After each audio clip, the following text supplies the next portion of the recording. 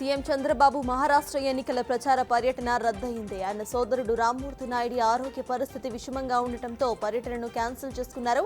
ఢిల్లీలో కాంక్లేవ్ ముగియగానే ఆయన హైదరాబాద్కు బయలుదేరబోతున్నారు. సాయంత్రం 4 గంటల సమయంలోగా నేరుగా ఏఐజీ హాస్పిటల్కి చేరుకోబోతున్నారు.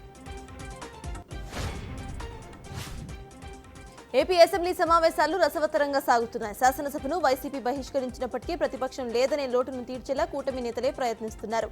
తాజాగా 0 అవర్లో మంత్రుల తీరుపై టీడీపీ ఎమ్మెల్యే కూనా రవి విమర్శలకు దిగారు. అసెంబ్లీలో 0 అవర్ డ్రైవర్ లేని కారులా ఉందని అన్నారు. ఈ వ్యాఖ్యలపై స్పీకర్ అయ్యన్న పాత్రుడు స్పందించారు. సభ్యులు అడిగిన ప్రశ్నలకు మంత్రులు ఖచ్చితంగా రాసుకోవాలని ఆదేశించారు. మూసీ వద్ద బీజేపీ నాయకులు రాత్రి నిద్రించేందుకు సిద్ధమవ్వడంపై భువనగిరి ఎంపీ చామల కిరణ్ కుమార్ రెడ్డి స్పందించారు. ప్రజలు మంచి కోరి చేసే విషయాన్ని తాము అడ్డుకోమని అన్నారు. అదేవిధంగా ప్రభుత్వం చేసే మంచి పనులను అడ్డుకోవడాన్ని కూడా ఒప్పుకోమని అన్నారు. గతంలో గుజరాత్లో గంగా రివర్ ఫ్రంట్ కు మోదీకి సహకరించట్లుగానే ఇటు మూసీ రివర్ ఫ్రంట్ కు కూడా సహకరించాలని చెప్పారు చామల.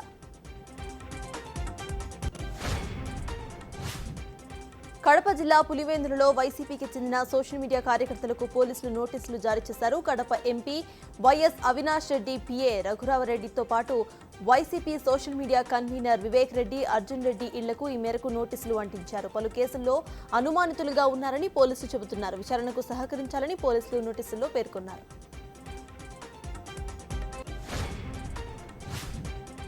భద్రాద్రి కొత్తగూడెం జిల్లా ఆశ్వరావుపేట మండలం ఎర్రగుంపు వద్ద ఉద్రిక్త వాతావరణం చోటు చేసుకుంది. అటవీ భూముల్లో గుడిసెలు వేశారంటూ ఫారెస్ట్ అధికారులు వాటిని తొలగించేందుకు యత్నించారు. దీంతో రోడ్డుపై బైఠాయించి తమకు న్యాయం చేయాలంటూ గ్రామస్తులు ఆందోళన చేపట్టారు. 5 గ్రామస్తులను ఫారెస్ట్ అధికారులు అదుపులోకి తీసుకున్నట్టు తెలుస్తోంది. శబరిమల అయ్యప్ప స్వామి ఆలయానికి భక్తులు పోటెత్తుతున్నారు. వార్షిక మండల మకరవిలక్కు పండగ సందర్భంగా ఇటు నిన్నటి నుంచి ఆలయ ద్వారాలు తెరుచుకున్నాయి. 2 నెలల పాటు అయ్యప్ప భక్తులకు దర్శనం కల్పిస్తారు. వచ్చే ఏడాది జనవరి 15న మకరవిళక్కు పండుగ ముగియగానే ఆలయ ద్వారాలను మూసివేస్తారు. ఇక ఈ ఏడాది నిత్యం 80,000 మందికి దర్శనాలు కల్పించాలని అధికారులు నిర్ణయం తీసుకున్నారు.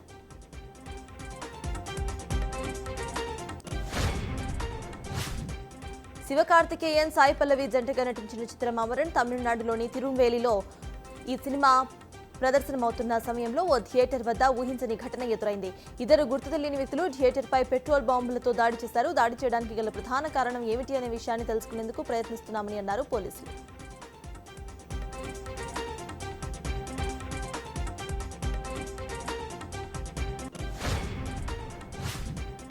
ఉత్తరప్రదేశ్లోని బిజ్నోర్లో విషాదం నెలకొంది.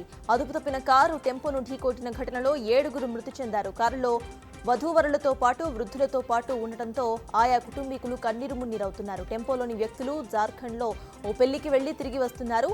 రైలు దిగి టెంపోలో గ్రామానికి వెళ్తున్నారు. దారిలో వారి వాహనాన్ని క్రేటా కొట్టినట్లుగా తెలుస్తోంది. World heavy weight X champion Mike Tyson ఓటమి చవిచూశారు. ప్రత్యర్థి జేక్ పాల్ ఇచ్చిన పంచులకు చేతులెత్తేశారు ఆయన. దాదాపుగా 20 ఏళ్ల తరువాత ప్రొఫెషనల్ రింగ్లోకి దిగిన టైసన్ మునుపటి జోష్ను చివరి వరకు చూపించలేకపోయారు. టైసన్ టెక్సాస్లో ఇటు యూట్యూబర్ జేక్ పాల్తో జరిగిన బిగ్ బౌట్లో 79-73 తేడాతో పరాజయం చవిచూశారు.